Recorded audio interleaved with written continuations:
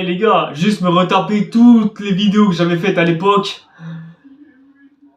C'était pas agréable du tout, hein. Bonsoir, tout le monde, c'est Satire. Et au monde, c'est Satire. Je lève mon verre. Ah là là là là. Bon, vous commencez. Et alors complètement traumatisé. Je peux pas venir à coup de ouais, mais attends, le film il est beau, mais après qu'est-ce qu'il raconte? Il raconte rien. Et donc bonsoir et bonjour tout le monde, c'est Red Satire. Ça fait maintenant 6 ans que je poste des vidéos sur YouTube, putain. 6 ans les mecs, rendez-vous compte. Ouais, ça fait pile 6 ans jour pour jour, le 25 ou 26 juillet peut-être, je ne sais même plus. Mais ouais, ça fait plus de 6 ans que je poste des vidéos sur YouTube jour pour jour. Enfin évidemment, 25, 26, il y a encore débat, parce que ma première vidéo qui date de ce jour-là a disparu. Du coup, il n'y a pas de moyen de fixer une date fixe. Désolé. J'avais réfléchi un petit peu à ce que je voulais faire pile pour cette occasion. Est-ce que je vous fais une vidéo qui vous fait spécial FAQ? Mais bon, vous n'allez pas tous répondre parce que vous êtes peu nombreux. Et là, je me suis dit un truc. Ça fait longtemps que je fais des vidéos sur YouTube. Ça fait très longtemps qu'on parle de films. On a même abordé beaucoup de films. Mais en général, quand t'es petit, t'as pas la même façon de penser quand t'es grand. Je m'explique. Par exemple, quand t'es petit, t'as ce genre de pensée, façon de te dire, quand nos parents ils étaient petits, ils étaient nés quand on a porté des bébés et ils ont fait pareil avec nous comme on est né. Et évidemment, lorsque t'es grand, tu te poses pas la question à savoir comment t'es né petit. En bref, ce que j'essaie de dire, c'est que t'as un point de vue différent de ce qui t'arrive quand t'avais grandi. Et sauf que là, aujourd'hui, j'ai 19 ans. Et comme mes vidéos ma première vidéo date d'il y a 6 ans, j'en avais 13. Donc je vous laisse un petit peu imaginer mon point de vue que j'avais vis-à-vis du monde, surtout envers des films que je regardais. Et surtout, il faut avouer les mecs, on a tous regardé un film la première fois quand on était petit, et lorsqu'on a grandi, on a tous changé d'avis après l'avoir regardé. Et ça, c'est normal, hein, ça peut arriver à tout le monde. C'est pas une question de retourner sa veste ou quoi. Non, c'est juste regarder un film des années plus tard après l'avoir vu, et ensuite faire débat dans notre tête pour savoir s'il est mieux que lors de notre premier visionnage ou notre deuxième visionnage. Et comme je vous ai diffusé il y a très longtemps beaucoup de ces vidéos à ce sujet, je me suis dit que ce serait très marrant, et je pense aussi que ça fera plaisir à mes tout premiers abonnés de pouvoir revenir sur ces 6 ans en parlant des premières vidéos que j'ai postées sur YouTube, enfin plus précisément des avis que j'avais vis-à-vis des films à cette époque-là. Comme ça, moi, ça fera une petite mise à jour et surtout, je pourrais au moins un petit peu contredire le mois du passé sur certains avis de merde qu'il avait. Mais bon, après en soi, c'est normal d'avoir un avis comme ça parce que j'avais vraiment un goût d'un enfant. Genre, j'étais un gars qui validait tout ce qui passait par devant. Même s'il y avait une petite tacheron de merde ou quoi, moi j'étais capable de valider ce genre de choses. Donc du coup, pour ça, j'ai décidé de me regarder tous les films dont j'avais débattu en après-séance. Évidemment, je n'ai malheureusement pas pu tout voir. Je n'ai pas revu Les Animaux Fantastiques 2. Je n'ai même pas revu Venom, hein, pour vous dire la chose. Je n'ai pas revu... Mais pour certains, il y a des mérites pour qu'on y revienne dessus et que j'ai revu quand même pour qu'on puisse en débattre une bonne fois pour toutes. Avant de commencer, il faut quand même se rappeler que mes vidéos, elles étaient sacrément dégueulasses et surtout... il n'y avait rien qu'à aller les mecs, mais vraiment absolument rien n'allait. Que ce soit l'éclairage qui déjà était mauvaise, la qualité, mais bon en même temps je filmais avec un Microsoft et je suis passé ensuite au Wiko, donc pour te dire, hein. Et mes appréciations elles étaient construites comme ça, j'avais vu un film et je devais raconter tout ce qui s'était passé dans l'ordre chronologique, à savoir que le mec avait ci, le mec avait ça, tout ça. Bon, sur le papier ça aurait pu être bien dans ma tête parce que ça permettait au moins de savoir qu'est-ce qui allait pas dans un film. En fait, je faisais plus de l'analyse plus que de la critique en fait. Sauf qu'au final, quand t'as 13 ans, forcément que ça marche pas mon pote, hein. Surtout si tu connais absolument rien en cinéma. On va précisément parler des films dont on a débattu. Donc si on parle pas d'un film dont on n'a jamais parlé comme Into Spider-Verse, je verrai pas trop l'intérêt d'en parler puisque on en a jamais parlé sur la chaîne. J'en ai jamais fait une vidéo à proprement parler. Évidemment on va commencer par les films qui ont été les plus vieux, dont on a débattu au plus tôt possible.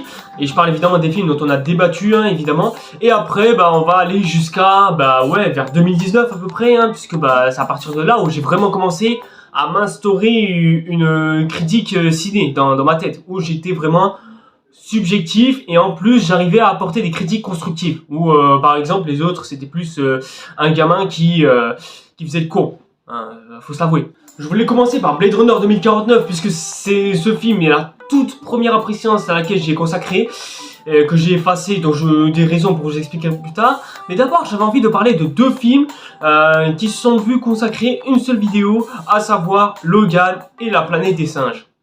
Le 3, hein, bien sûr, je parle. Bon, on va évidemment faire dans l'ordre, à savoir Logan. Et ben honnêtement, bon déjà, qu'est-ce que j'avais raconté dans ma vidéo entre Logan et Planète des Singes? Bah déjà, j'avais comparé ces deux films comme quoi ils avaient par exemple la même histoire.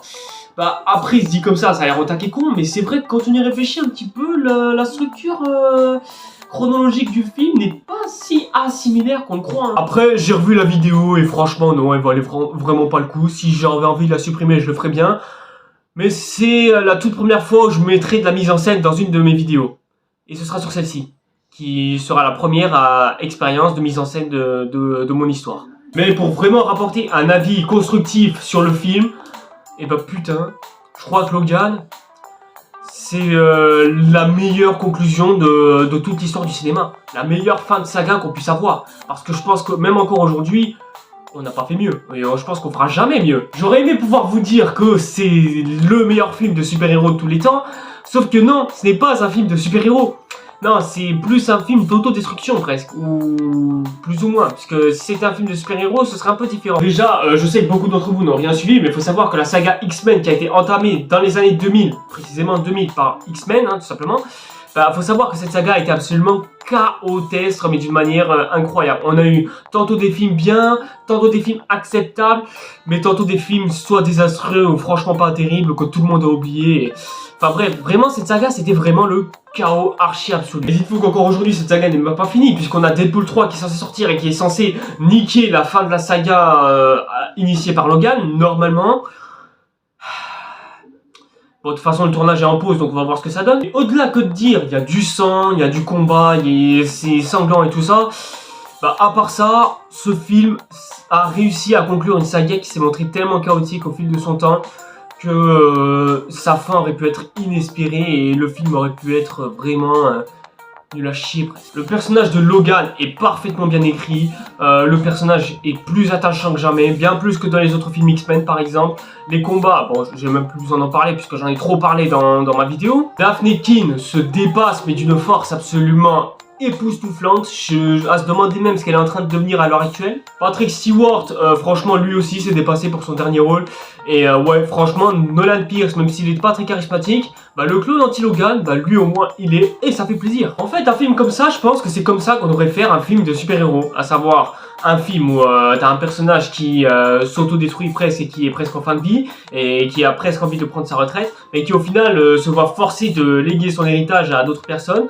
Mais surtout, bah, il n'avait pas besoin de gros monstres qui veut tout détruire sur son passage, tout ça. Non, non, juste un film qui se veut un peu plus discret médiatiquement. Parce que on est trop souvent habitué à ce que les films de super-héros soient souvent des blockbusters qui se passent dans des grosses villes où tout doit être pété, tout doit détruire et tout ça. Stop les mecs, stop, on n'en peut plus de ça. Alors qu'avoir un film qui déjà se passe dans le désert et qui bah, nous montre le voyage de trois personnes qui veut emmener une des personnages principaux en lieu sûr, bah ouais, ça fait du bien d'avoir enfin un film qui se veut pas seulement destructeur au point de tout détruire sur son passage, mais juste un film posé, où il y a juste 2-3 fusillades un peu de partout, où il y a juste des hommes en tenue d'espionnage et tout ça, qui affrontent un gars en chemise qui sort ses griffes des mains, et c'est tout, voilà. Évidemment, je ne vais pas revenir sur la fin encore une fois, même si elle est totalement épique et juste parfaite pour pouvoir tout conclure.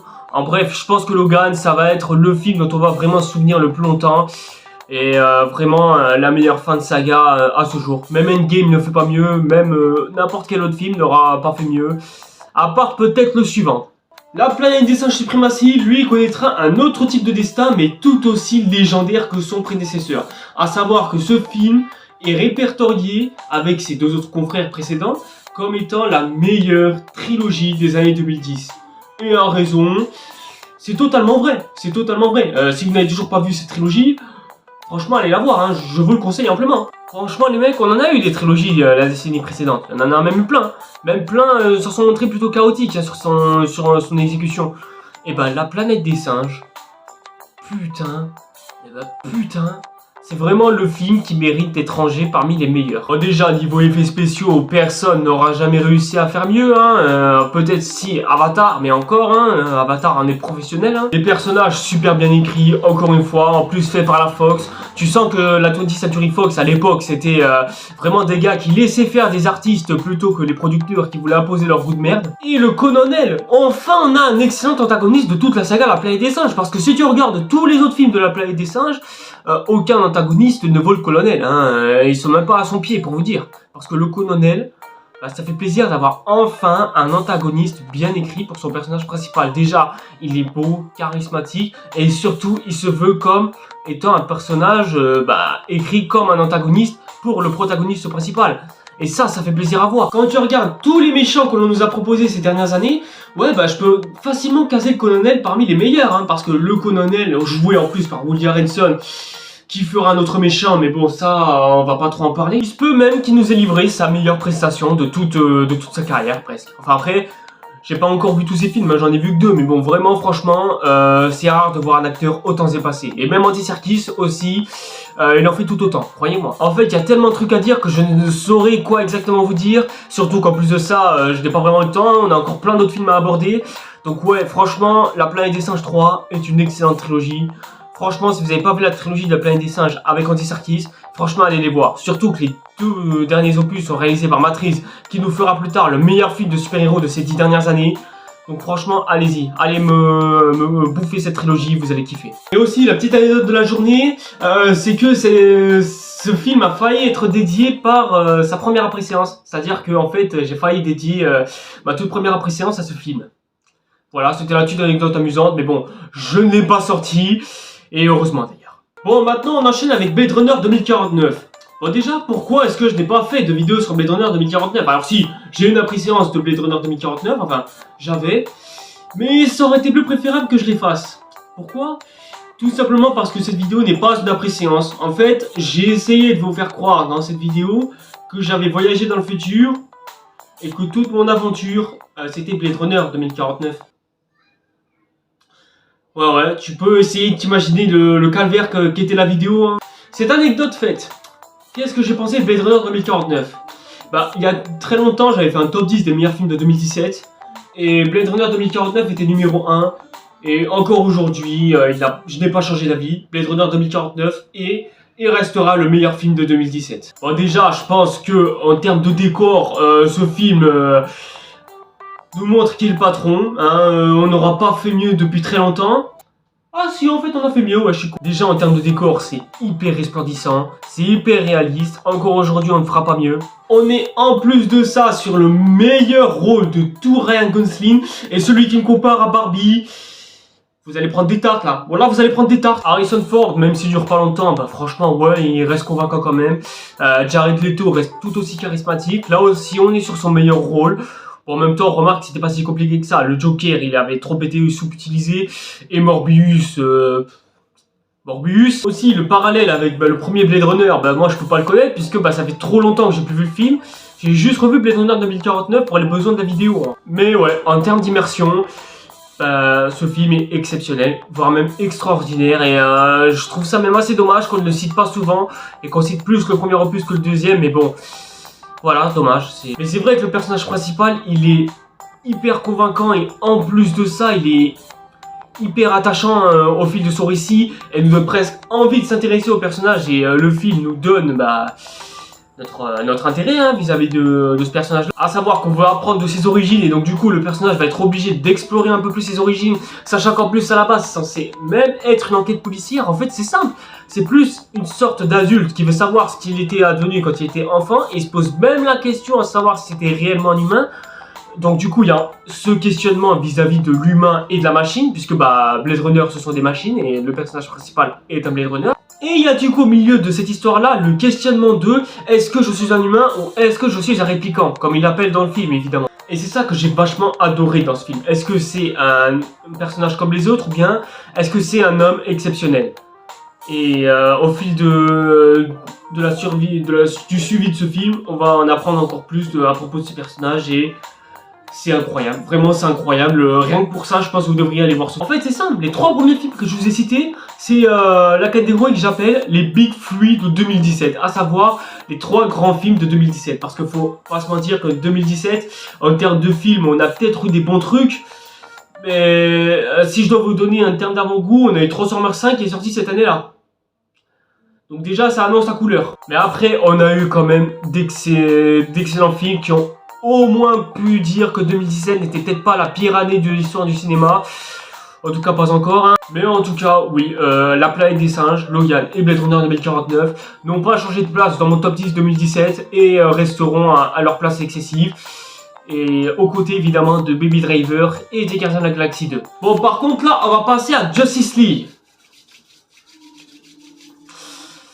Bon, je vais vous avouer qu'à cette époque-là, je suivais pas du tout la production du film. Donc du coup, je ne savais pas que Zack Snyder avait subi le terrible drame du suicide de sa fille, que Ben Affleck il en avait marre d'être harcelé sur Twitter, que Josh Whedon avait pris la relève. Enfin, si, je savais que Josh Whedon avait pris la relève, mais pas dans les circonstances dont j'imaginais. Et que Henry Cavill voulait quitter Superman. Enfin bref, vraiment, je savais rien à propos de ce film, littéralement. Et bah putain, ce film en fait, bah tout le monde en a déjà parlé, à savoir un mauvais plagiat d'Avengers, des personnages assez fades et un petit peu mal écrits. Enfin bref, je vais pas non plus trop détailler non plus, puisque je compte faire une vidéo sur le sujet, enfin sur tout le DC Universe à un moment donné. Juste là, faut que je me remette de ce film-là et après on en parlera un jour. Et juste le truc à rappeler, c'est que on est tous quand même d'accord pour dire que ce film était fait pour bider. C'était obligé qu'il bide à un moment donné parce que le film était juste bah déjà la production était chaotique parce que les producteurs exigeaient trop de choses, ils voulaient que Steppenwolf soit machin, que Superman revienne à un moment donné, tout ça. Bref, c'était le chaos anarchique. Surtout introduire 3 super-héros que personne ne connaît. Mec, tu voulais faire quoi avec ce film? Tu voulais faire quoi? Surtout les mecs, pourquoi est-ce que vous me mettez réalisé par Zack Snyder alors que le mec il a quitté le projet en cours de production? Fallait mettre réalisé par Josh Whedon, puisque bah, c'est Josh Whedon lui-même qui a été obligé de reprendre le flambeau. Bon, il a pris un petit peu dans la précipitation, mais bon après en même temps on peut pas trop lui en vouloir non plus. Le mec il était juste arrivé là par hasard et voulait justement faire le film Bad Girl à l'origine. Mais bon, je pense qu'entre temps, elle aurait quand même été déçue dans tous les cas. Donc ouais, le film est bas de gamme mais l'humour est un petit peu trop mal dosé. Ouais, ça veut juste faire du Marvel, mais c'est du mauvais Marvel, quoi. Hein, comme on en bouffe depuis maintenant, bah, depuis le début, quoi. Après, on peut se vanter d'un truc à propos de ce film, c'est que il sera pas le pire film de tous les temps non plus. Il sera pas non plus si détestable qu'on le croit. Il y a des bonnes qualités, il faut l'admettre. Mais voilà, fallait pas non plus s'attendre à ce qu'il soit aussi meilleur que Batman vs Superman. Et il reste déjà au-dessus de Suicide Squad, un minimum. Aussi, la prochaine fois que vous voulez faire des CGI, juste laissez la moustache d'Henry Cavill. Alors elle peut être très bien sa moustache, hein, franchement, parce que juste lui montrer la tronche de Shrek, plus jamais. Parlons ensuite du Labyrinthe 3, le remède mortel. Putain, que ce film était incroyable. Et je le redis encore aujourd'hui, hein. Après je l'ai pas revu malheureusement. Mais ouais, franchement, le film était extraordinaire. Déjà, il conclut un arc narratif entamé des premiers opus qui était déjà excellent. Et ouais, un petit peu à la même manière que La planète des singes, c'est une excellente trilogie. Évidemment, elle reste en dessous de ce dernier. Mais le Labyrinthe 3 reste quand même excellent malgré tout. Déjà, Wes Ball, en termes de réalisation et des extraits que j'ai pu revoir à droite à gauche, franchement, le mec se débrouille très bien. Bon, les acteurs, évidemment, qui sont convaincants, même encore aujourd'hui. Et il y a aussi ce re-questionnement du est-ce qu'il faut sauver tout un peuple ou bien est-ce qu'on peut utiliser ce remède qui s'avère mortel pour les autres, mais est-ce qu'au final, c'est pas l'être humain qui s'auto-détruirait lui-même et qui serait son propre virus? Il y a aussi ce re-questionnement-là dans ce 3e film, là où les 2 autres, bon après on pouvait pas les en vouloir non plus, ils se remettaient en question pour autre chose. En fait, la structure narrative de cette trilogie, elle est quasiment incroyable. Déjà, dès le premier opus, t'avais l'évasion, à savoir vouloir s'évader pour découvrir le monde qui nous entoure. Le deuxième opus, c'était le monde qu'on nous a laissé et ce qu'on découvre autour. Et le troisième opus, c'est plus qu'est-ce qui a fait que le monde est comme ça et pourquoi est-ce qu'il est devenu comme il est aujourd'hui? Qu'est-ce qui a fait que? Est-ce qu'au final, Teresa n'aurait-il pas fait le bon choix à vouloir trahir le groupe? Est-ce que Thomas ne serait-il pas le méchant de l'histoire plus que d'être le MacGuffin au milieu de tout ça? Bref, plein de re-questionnements comme ça que tu pourrais te faire pendant des heures si tu imaginais encore le film après l'avoir vu. Bref, pour le Labyrinthe 3, je n'ai pas changé d'avis, c'est toujours l'un des meilleurs films de 2018. et il se peut qu'il y reste pour encore longtemps. Ensuite, nous avons La Forme de l'eau. Ouais, c'est un film d'auteur de Guillermo del Toro. Bon, déjà, le mec, il nous a fait quoi déjà? Le mec nous a déjà sorti Pacific Rim, un excellent blockbuster que je vous conseille amplement d'aller voir, tellement il vaut le coup. Aussi, je préfère quand même vous souligner que la suite faite avec Universal était franchement pas terrible, même si elle était sortie la même année. Donc Guillermo del Toro, excellente revanche sur ce film. Franchement, bravo, tu t'es bien vengé vis-à-vis de tes producteurs chiants. Bon, déjà, je préfère vous le dire. En ce qui concerne la romance et moi franchement, les films de romance, moi, ça m'emmerde. Voilà, j'aime pas les films de romance ou les films d'amour où c'est gnangnan, où ça fait bisous, tout ça. Voilà, ça peut être passionnant pour les filles et ceux qui sont en recherche d'amour ou quoi. Mais même si moi je suis en recherche d'amour, moi ça m'emmerde. Moi j'ai pas envie de voir des gens se faire rouler des pelles ou se tenir la main ou discuter dans un restaurant de tout et de rien. Voilà, ça peut être sympa par moment, mais voilà, moi ça m'emmerde. Voilà, je préfère vous le dire tout de suite. Mais si moi j'ai adoré La Forme de l'eau, c'est tout simplement parce que c'est une histoire d'amour qui est très bien racontée. Même si ça m'emmerde, tout ça, que je dois l'admettre, mais bon, Guillermo del Toro sait faire un film. Et puis surtout, la mise en scène, elle est incroyable. Surtout les décors. Déjà, esthétiquement, le film, vous verrez qu'il est entièrement fait en verre. Enfin, pas fait de verre ou quoi, mais genre, il y a tout le temps du verre d'absolument partout. Déjà, il y a de l'eau en verre. Les murs de la personne d'à côté, elle est en verre.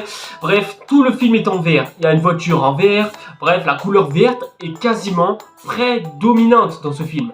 Les musiques, elles sont très bien cadré, très bien utilisé. Sur ça, franchement, bravo. Et ça dénonce parfaitement bien la masculinité toxique, puisque oui, dans ce film, il y a beaucoup de masculinité toxique. Et ça, c'est un aspect que j'ai trouvé fort intéressant, parce que, voilà, c'est pas parce qu'on est des hommes que ça veut dire qu'on a des qualités, hein, faut pas croire, mesdames et mesdames. Évidemment que les acteurs sont tous aussi incroyables les uns que les autres.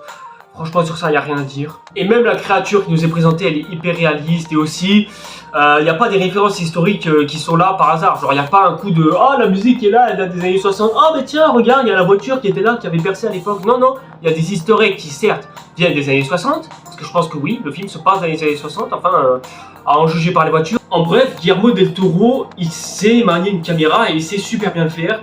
Et il a très bien fait dans ce film. Donc voilà, si vous aimez pas les films de romance ou quoi, ce que je peux tout à fait comprendre, vous pouvez très bien ne pas regarder. Mais bon, il y a bien plus que de la romance dans ce film-là et c'est déjà pas mal. Juste, je tiens à faire une mention honorable pour la scène de sexe entre les deux.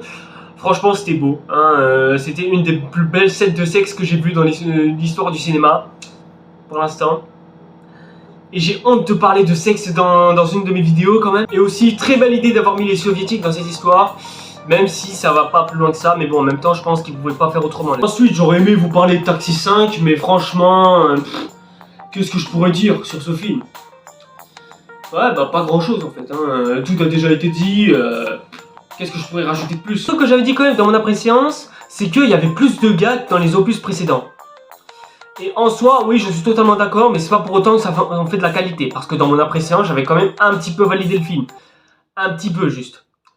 Mais non, le film, franchement, était nul à chier, quoi. Voilà, pour les raisons que vous connaissez. Voilà, je vais pas en rajouter plus. Par contre, on va s'attarder sur Infinity War. Avengers 3, la guerre infinie. Enfin, d'infinité, excusez-moi. Ou Infinity War, comme est dit le vrai titre. Mais je préfère dire guerre d'infinité, puisque c'est français, même si... Que j'ai appelé la guerre d'infinité, mais bon, ça c'est un autre débat. Mais je pense que en vrai, maintenant que le film a mis plus de 6 ans à sortir, et je pense qu'il est temps de dire que Avengers Infinity War est non seulement le meilleur film de tout l'univers cinématographique Marvel, mais c'est surtout le meilleur film que tout ce que Marvel a produit, de toutes les années confondues. Mais ouais, juste déjà pour l'antagoniste Thanos, qui a l'une des meilleures introductions de toute l'histoire, avec ce grand rassemblement qui a été prévu depuis plus de 10 ans et qui s'est finalisé là. Bon, ils sont pas tous réunis là, évidemment, mais bon, ça on en parlera avec Endgame à la fin. Mais ouais, franchement... Ouais, avoir tout ça de vue dans ce film-là, franchement, le pari était à risquer. L'humour, bon, ok, c'est un petit peu de l'humour Marvel, mais bon, ça va, hein, il est pas aussi grossier que dans Thor, par exemple. D'ailleurs, au passage Thor, ça fait quand même un petit peu plaisir de l'avoir enfin au plus sérieux possible. Donc voilà, ceux qui ont été déçus de Love and Thunder et de Ragnarok, vous serez content de le voir dans Infinity War, le côté badass du personnage. Ouais, les frères Russo ont du savoir-faire, pas plus que James Gunn, mais en tout cas illégal en termes de savoir-faire presque. Surtout quand tu regardes le Spider-Man de Tom Holland enfin faire un petit peu de voltige avec ses toiles, ce qu'on n'avait même pas dans Spider-Man Homecoming à se demander pourquoi. Il y a aussi d'ailleurs Datman qui a fait une excellente vidéo sur Infinity War et qui résume absolument tout ce qu'il y a de génial dans cet opus. Mais bon, en même temps, il y a un proverbe qui a été dit par un cinéaste qui dit que si vous écrivez au mieux votre antagoniste, eh bien meilleur votre film sera. Et ben franchement, c'est exactement ça en fait. Avec Thanos, le personnage il est tellement bien écrit qu'il a réussi à en bonifier le film, mais d'une force absolument incroyable.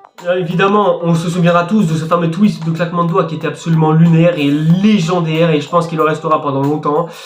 Même si on savait comment ça allait se finir, tout ça, avec un petit peu de recul, et qu'on sait que Disney est derrière tout ça, bah ouais, le claquement de doigts de Thanos nous aura quand même tous choqués à la fin. Solo à Star Wars Story, j'ai un petit peu réfléchi, mais est-ce que ça vaut la peine vraiment qu'on y revienne? Tout le monde a déjà tout dit, j'ai déjà aussi tout dit dans mon après-séance, et aussi dans mon après-film avec Rogue One. Donc voilà, ça sert plus à rien de s'attarder dessus. Jurassic World Fallen Kingdom. Alors lui, j'avais été assez tendre. Je me suis même pris en contrepartie. Fallen Kingdom, j'avais dit que j'adorais, malgré le fait que j'avais quelques réserves. Mais finalement, le temps est passé. Et surtout, on a eu Jurassic World Dominion.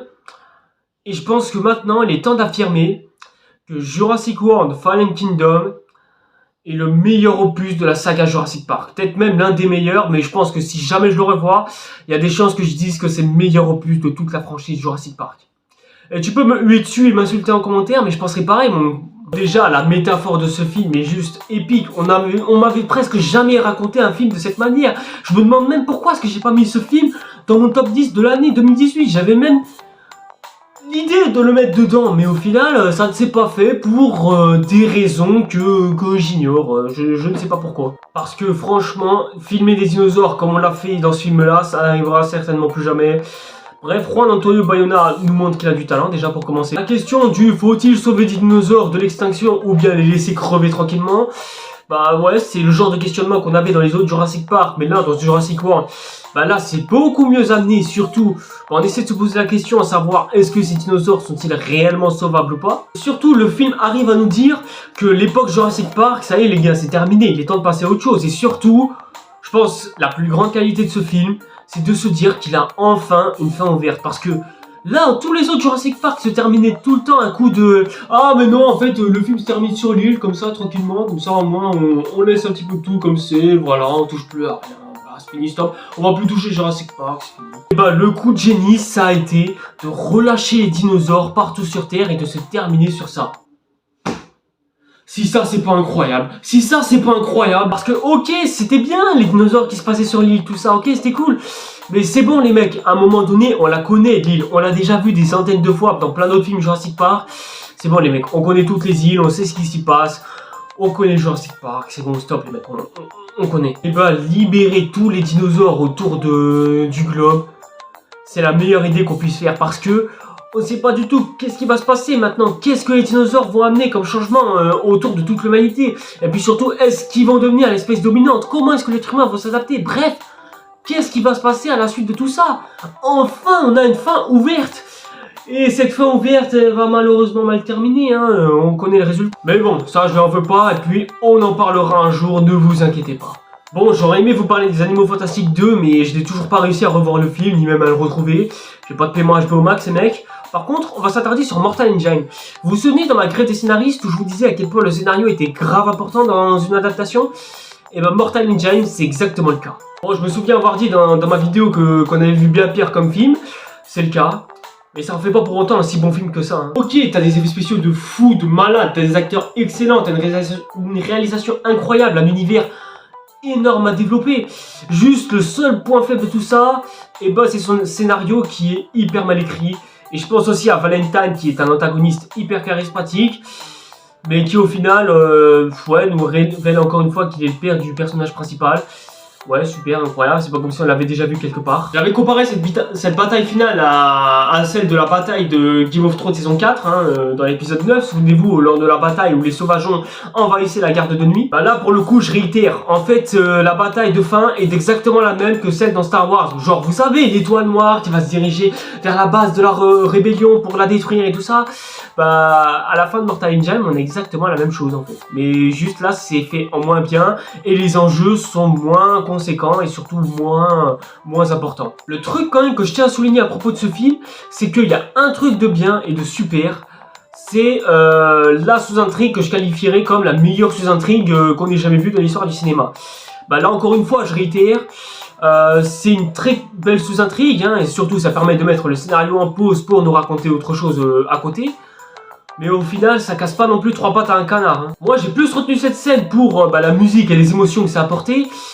Mais au final, c'est pas non plus une scène hyper grandiose non plus. Hein. C'est un pétard mouillé le truc. Franchement, je suis un petit peu déçu de ce film. Et je suis même déçu qu'il n'y ait pas de suite à ce film-là. Parce que je pense que le potentiel, il est énorme. Je ne connais pas l'univers de Martha and Child, mais je pense que c'est un univers extrêmement vaste et immense.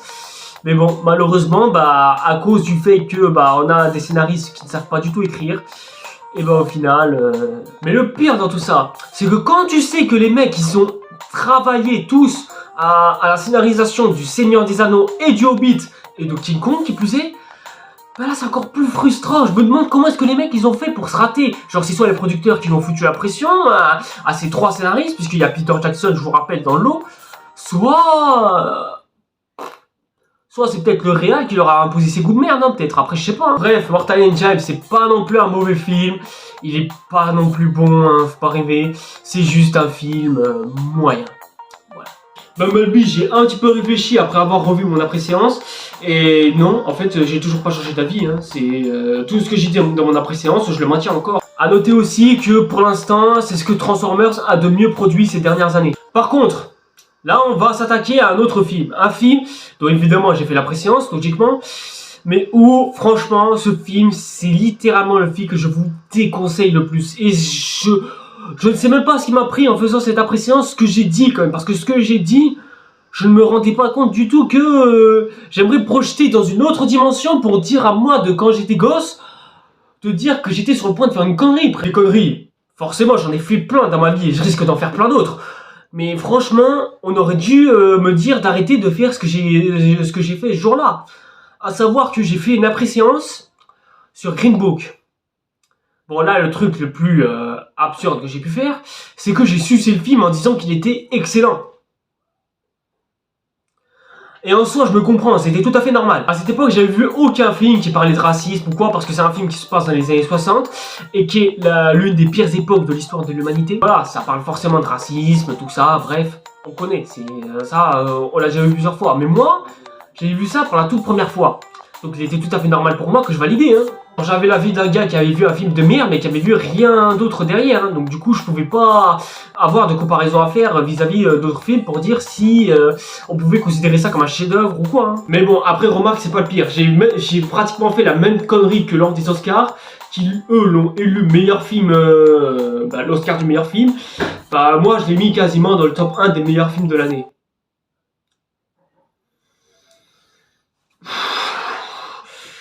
Est-ce que vous pouvez me laisser me jeter par la fenêtre? Bon déjà, pour vous donner un avant-goût du film, avant que vous ayez le voir, voici l'histoire. En gros, on suit un gars qui s'appelle Tony Lee, joué par Viggo Mortensen du Seigneur des Anneaux, qui conduit le Mahershala Ali alias Dr. Schultz dans le sud des États-Unis pour qu'il puisse faire des petits concerts à droite à gauche parce que il a besoin de faire des concerts et il aime la musique. Voilà, c'est tout. Voilà, je vous ai résumé l'histoire, globalement. Après, la suite du film, ça va être un schéma narratif qui va se répéter à la Pokémon. À savoir que nos héros prennent la route, ils s'arrêtent à un endroit, se font harceler par 2-3 racistes, pour ensuite avoir à faire le concert. Ensuite, ils reprennent la route, pour s'arrêter à un endroit où ils se font harceler par des racistes. Ensuite, ils font leur petit concert de musique, pour ensuite reprendre la route, pour ensuite s'arrêter à un endroit où ils se font harceler par des racistes, puis faire leur concert tranquille. Répétez ça plusieurs fois et vous avez rempli 2h30 de film. Voilà, globalement c'est ça. En termes de réalisation, les gars, rêvez pas, hein, c'est pas mieux. C'est filmé, et voilà, c'est filmé, faut pas rêver, hein, c'est filmé. Surtout lors du set de musique, genre je sais pas, quand je regarde de la musique, moi je suis censé être transcendé, je suis censé être transporté. En général, la musique, ça fait toujours 50% du boulot de ton film. Mais au final, j'ai rien ressenti. Voilà, la musique, elle est filmée en plan fixe, et c'est tout. Voilà, on nous montre un gars jouer du piano, comme si on était au resto. Franchement, c'est pas terrible, hein. Les acteurs, j'avais dit dans mon après-séance qu'ils étaient hyper convaincants. Là, encore une fois, je réitère, surtout avec les extraits que j'avais vus, sachant que le film au ciné, j'avais vu en VO. Non. Juste, non, en fait. Non. Les acteurs sont mauvais. Surtout, avec des grosses têtes comme Viggo Mortensen et Mahershala Ali. D'un côté, t'as Viggo Mortensen qui fait le gars qui, soi-disant, parle italien, mais je sais pas du tout ce qu'il nous fait. Et de l'autre, t'as Mahershala Ali qui... ouais, nous fait le gars blasé de la life, ou je sais pas ce qu'il nous fait. Et surtout, putain... J'ai jamais vu un film aussi raciste de toute ma vie, alors que dans la description de ma vidéo, j'ai mis un pur film anti-raciste. J'ai noté ça sur le titre de ma vidéo. Bon, déjà, on fait manger à Mahershala Ali du KFC et on lui dit que soi-disant, le mec il est pas noir parce qu'il mange pas du KFC. Déjà super, hein, on est sur un niveau de racisme super incroyablement haut. Ensuite, personne ne parle du fait que Mahershala Ali soit gay. Enfin, probablement, puisqu'il y a une scène où à un moment donné on le voit avec un autre gars en serviette. On n'en parle pas hein, de cette scène-là. Et il y a aussi cette fameuse scène sous la pluie où t'as soi-disant Tony Lip qui dit à Mahershala Ali que soi-disant le mec est plus noir que lui. Parce que le gars il est pauvre et il galère dans la rue ou quoi. Eh mec, t'es de la droite, tu travailles chez le Front National ou c'est comment? En fait c'est simple, faudrait que je refasse mon impression sur Green Book pour que je puisse absolument tout vous résumer à propos de ce film. Parce que ce film est juste... Il n'y a rien presque, il n'y a rien. Et vous croyez qu'il est dans le top 1 et que c'est le pire film de 2019? Non, non, vous inquiétez pas, la même année était sorti déjà Shazam, hein, déjà pour commencer. On a même eu Spider-Man Far From Home et aussi Le Roi Lion. Donc t'inquiète pas, c'est pas le pire film de cette année-là. Du coup, la question que je me pose, c'est est-ce que je me vengerai de Green Book? Un jour, je vengerai cet affront que j'ai fait lors de mon après-séance. Un jour. Là par contre, je vais un petit peu tricher, puisqu'on va s'attaquer cette fois-ci à un film qui est sorti en 2020 cette fois-ci. Mais j'en avais parlé parce que j'en avais parlé un jour de 1er avril 2020. Ouais, parce qu'à la base, il devait sortir en mars, mais bon, il s'est passé quoi déjà en mars 2020, rappelez-moi?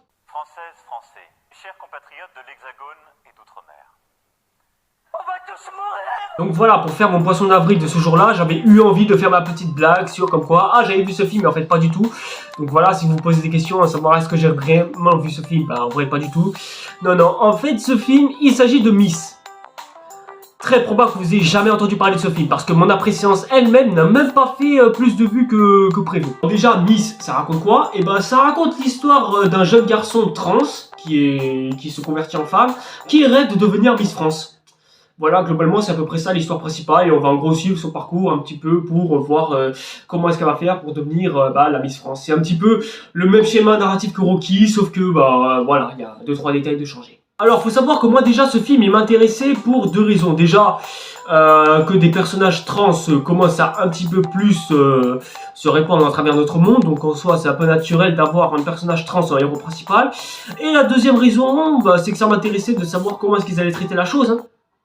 Voilà, c'était à peu près tout pour les raisons qui m'intéressaient. Hein. Et maintenant que j'ai vu le film, je vais être clair avec vous immédiatement, mais c'est ni bon ni mauvais.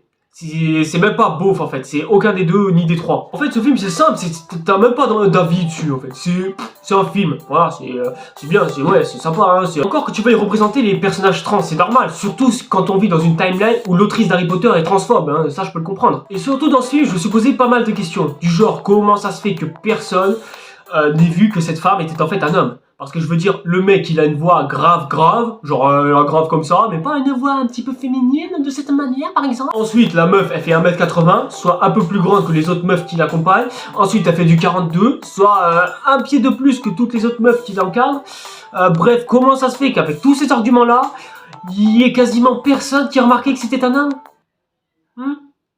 Je veux bien qu'on la montre progresser, un petit peu de la même manière qu'on l'a fait Rocky par exemple, ou Creed récemment, mais au final, si tu rajoutes ce genre de facilité scénaristique là, au final, l'immersion du film est complètement tuée et on n'a plus d'empathie pour ce personnage, vu que visiblement tout est presque facile pour lui. Ou elle, ça dépend de comment est-ce qu'on l'interprète. Et aussi les mecs, ça se voit que la fin a été écrite dans la précipitation, parce que le moment où elle révèle qu'en fait c'est un homme depuis le début et que c'est un homme qui aime se travestir en femme et qui au final est vainqueur de Miss France, c'est bon les mecs, on sait que votre fin était bâclée et que vous saviez pas du tout comment conclure votre film les mecs, on le sait. Donc voilà les gars, et surtout les filles aussi, parce que du coup, est-ce que vous êtes des gars, est-ce que vous êtes des filles, vous aussi, je sais même pas. Miss France sera un film de plus qui représente les personnages trans. Du coup on attend de voir la suite. Et maintenant, je vous ai gardé Le meilleur pour la fin, juste pour vous faire plaisir. Et ce film-là, il s'agit bel et bien de Avengers 4 Endgame. Et ben franchement, ce film-là, c'est peut-être l'après-séance que je regrette le plus. Bon déjà, j'ai divisé cette après-séance en deux. Genre j'ai fait une vidéo sans spoiler et une vidéo avec.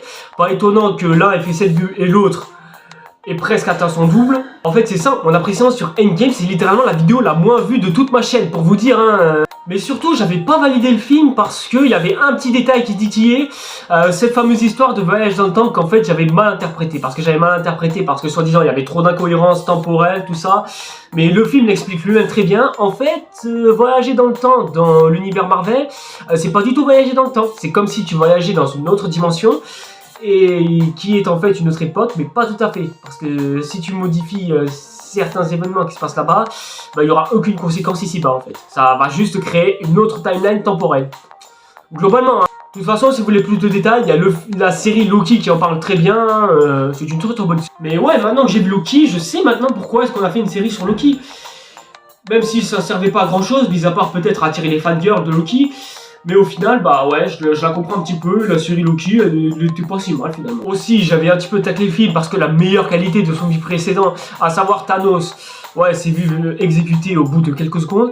Et sur ça aussi, ouais, je maintiens ce que j'ai dit, hein, Thanos n'aurait pas dû être sacrifié comme ça. Pour moi, Thanos était meilleur dans Infinity War, mais bon, en même temps, Infinity War, c'était plus le gros prime de Marvel. Là, j'ai l'impression que Endgame, c'était plus le film qui était là juste pour presque faire plaisir aux fans. C'est-à-dire, vous aviez voulu ce grand rassemblement et ce grand cliffhanger incroyable qui devait avoir lieu entre Thanos et les Avengers. Et ben c'est bon, vous l'avez eu, vous êtes heureux, vous avez la meilleure scène de toute l'histoire du cinéma. L'histoire du cinéma, je dirais peut-être la meilleure scène de tout 2019 parce que... Et même si les personnages sont aussi bien écrits et que les frères Russo sont toujours aussi compétents et nous montrent un talent exceptionnel, surtout pour des réalisateurs venant de Marvel quand même, hein, c'est important à souligner, ben, ça reste pas pour autant que le film a quand même pas mal de gros défauts, mais contrairement à ce que j'avais dit dans mon après-séance, c'est vrai qu'Avengers Endgame a de grosses qualités et me fait un petit peu relativiser sur tout ce que je viens de dire. Donc c'est vrai que j'ai été peut-être un peu dur avec ce film et je m'en excuse publiquement. Mais bon, en même temps, quand tu reviens de la gifle que t'as foutu Infinity War, ouais, forcément, c'est un petit peu normal d'être déçu par Endgame. Mais d'ailleurs, si tu remarques bien, Avengers Infinity War et Avatar 2, ce sont littéralement les deux gros bugs de la matrice, en fait. Deux gros bugs qui sont capables de se démarquer comparé à tous les autres films que l'on nous sert ces dernières années. Genre les grosses sauces burgers, mal... exécuté. Et puis de toute façon, qu'on le veuille ou non, Avengers Endgame a su marquer son temps et surtout sa génération. Parce que qu'on le veuille ou non, on s'est tous réunis autour du cinéma pour aller voir ce film parce que bah c'est un film qui aura suivi notre enfance et notre adolescence et nous aura presque fait grandir tout ce temps qu'on est. Je parle de ma génération bien sûr, ceux qui sont un peu plus vieux, bah ouais, on s'en fout un peu. Mais ouais, qu'on le veuille ou non, Avengers Endgame nous aura laissé une grosse marque en fait au final. Et nous aura laissé quelque chose de beau et aura su se conclure de la plus belle des manières et rien que pour ça, bah chapeau pour Avengers. Bon bah voilà les gens, c'est tout pour cette vidéo, merci à toutes et à tous de l'avoir suivi jusqu'au bout, et si la vidéo vous a plu, bah voilà, vous pouvez toujours liker, commenter, etc. Évidemment, je n'ai pas pu parler de tous les films, mais c'est soit parce que je les avais pas vus, ou soit parce que bah ce n'est pas non plus nécessaire d'en parler, j'avais déjà tout dit. Je pense par exemple au Roi Lion, si je disais certaines choses, bah je redirais exactement la même chose que j'ai dit. Captain Marvel, bah pareil, hein, c'est juste un film de plus chez Marvel qui en plus ne servait pas à grand chose au final. Bref, voilà, hein, sur les autres films que j'ai pas cités par exemple, j'avais pas grand chose à dire, que ce soit Venom, même The Predator par exemple. En tout cas, merci d'avoir suivi cette vidéo, si elle vous a plu et que vous m'avez bien aimé, n'hésitez pas à me suivre sur les réseaux sociaux, comme ça au moins vous êtes au courant de tout ce que je fais, etc. N'hésitez pas aussi comme d'habitude à vous abonner à la chaîne et activer la petite cloche pour être au courant des prochaines nouveautés qui viennent.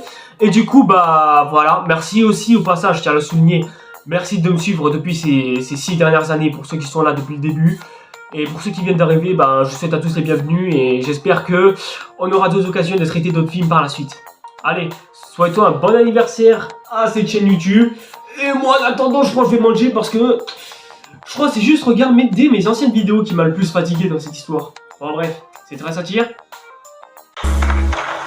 C'est trop sale, car fait trop de sale. C'est dommage, car j'ai